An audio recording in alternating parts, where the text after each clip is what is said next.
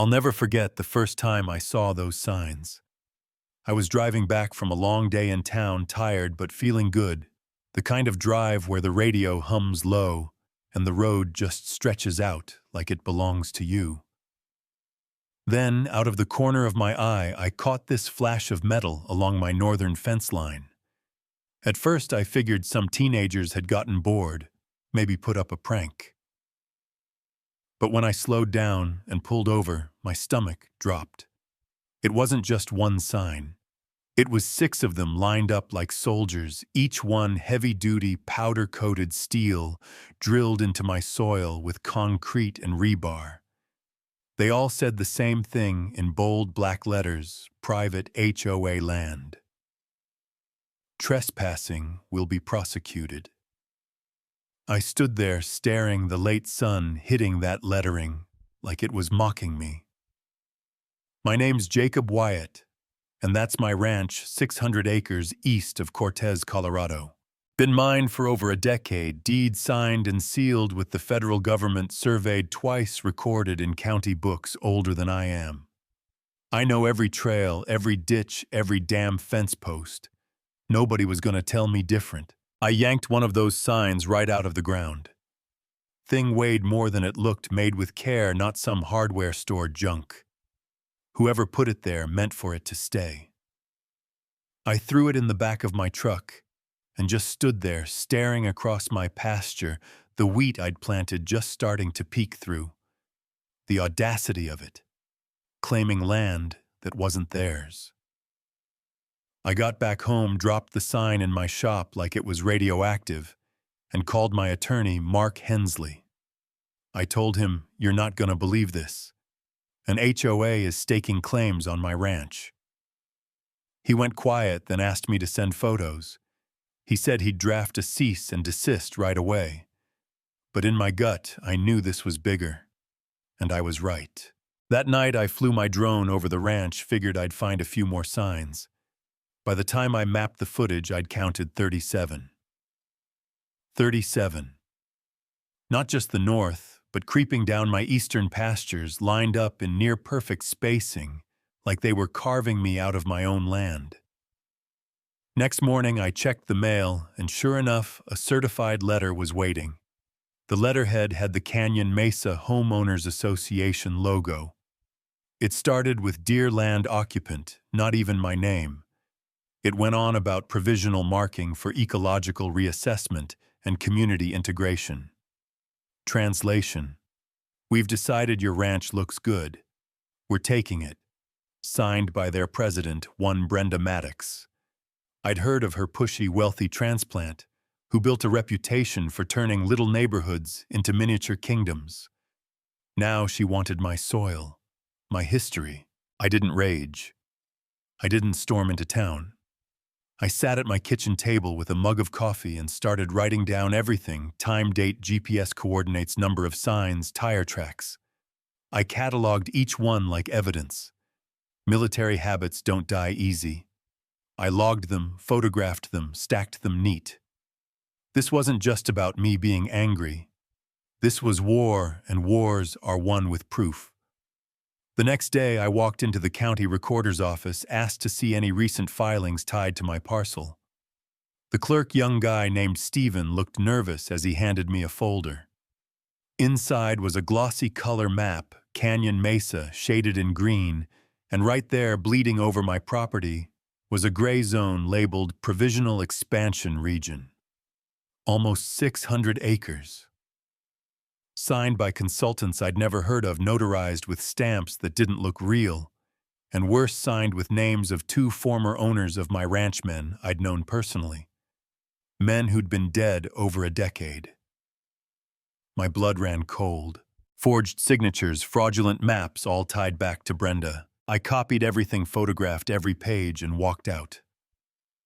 Right there in the parking lot, I called my old friend Dan Richards, a topographer who now freelanced with drone mapping. He knew my land, like I did, helped me once in a boundary fight years back. "Dan," I said, "I need you to tear their lies apart."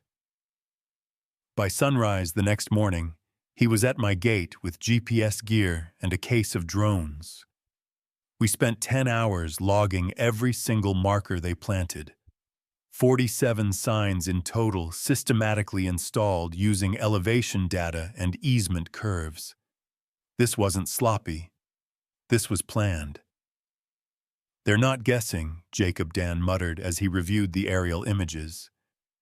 "They're mapping it like it's already theirs." I nodded, my jaw tight. That night I emailed every file to Mark. We had our arsenal. Of course, Brenda didn't waste time. The next morning, a black SUV pulled up my drive. Two men stepped out, polos and sunglasses, one with a clipboard, the other with a body cam. "Mr. Wyatt, we're with the HOA Oversight Committee," the clipboard guy said. Like that title meant anything out here. "Removal of community markers constitutes vandalism under Article 9, Section 3 of the HOA Charter." I stared him down, pulled out my laminated county survey, and said, "This is my charter. Your signs are illegal." His partner, the one with the body cam, smirked. "Still, you're destroying designated markers." I stepped closer. "And you're trespassing.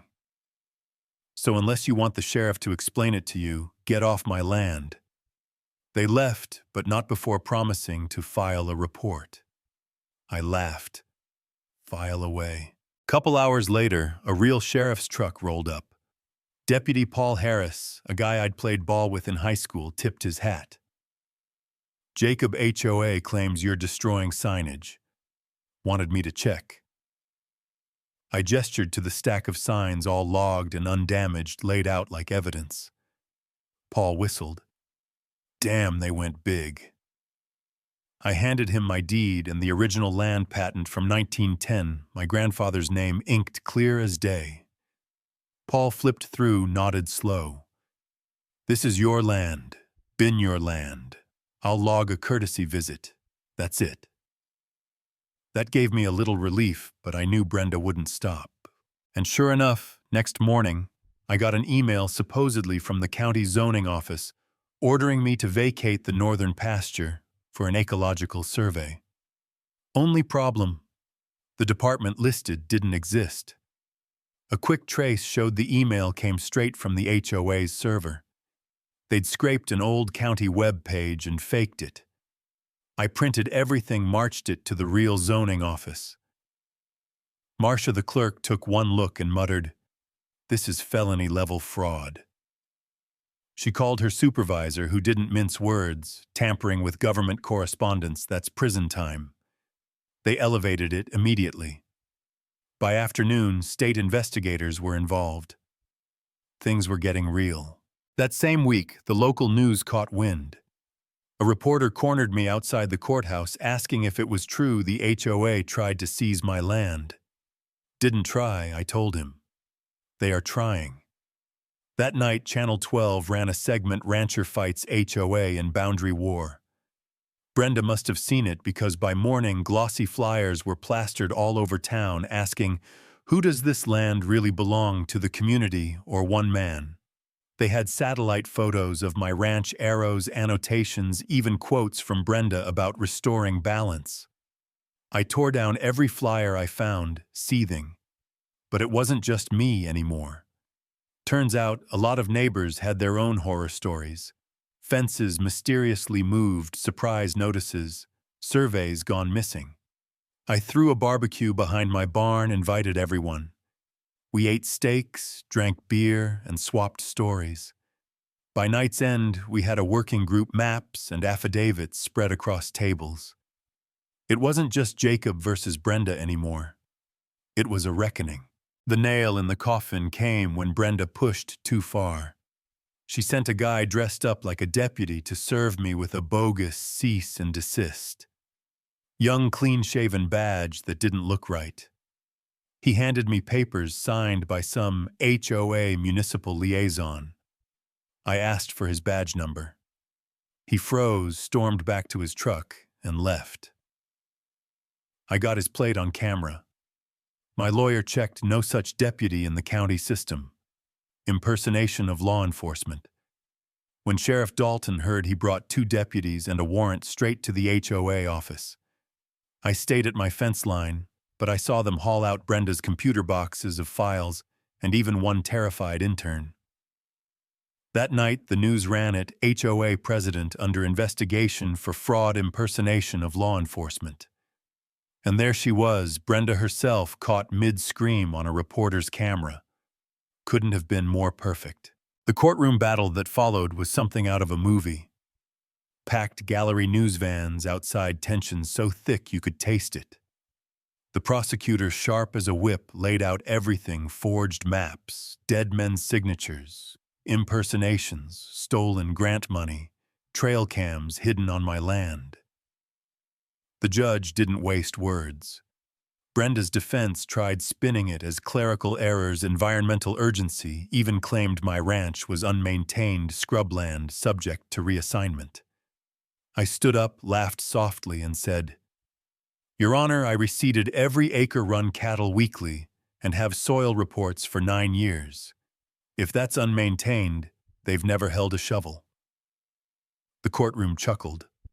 The judge nodded and shut down the motion right there.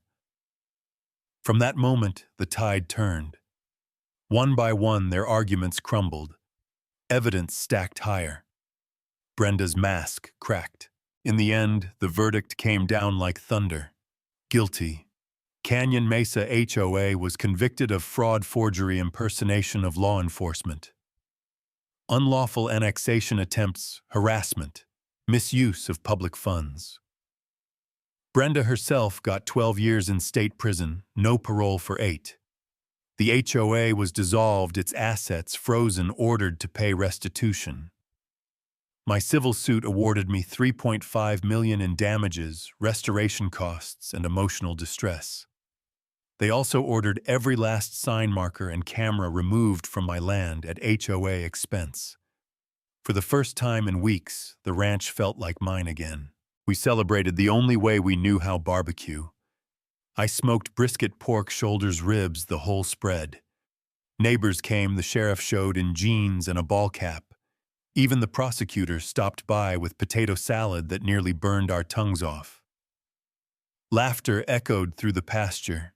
Kids ran by the horses, and for one night, we all felt lighter. Before the night ended, I unveiled one final sign: custom steel, polished, bolted into a cedar post at the northern line. It read, "Private property begins here. If you disagree, take it to court, I win those." Folks lined up to take photos with it, grinning ear to ear. Later that night, when the smoke cleared and everyone had gone, I walked the fence line alone. The stars were out, the crickets loud, the land quiet. Mine again. But I knew deep down it had cost me to keep it that way. And I knew it could happen to anyone, anywhere, if folks like Brenda weren't stopped. That's the thing about land, about legacy. It's not just dirt. It's who we are. And if you don't fight for it, someone else will claim it's theirs. So tell me, what do you think? Was justice served, or was this just the beginning of a bigger war between private landowners and power-hungry HOAs? Drop your thoughts down below, share your own stories if you've got them, and don't forget to subscribe for more.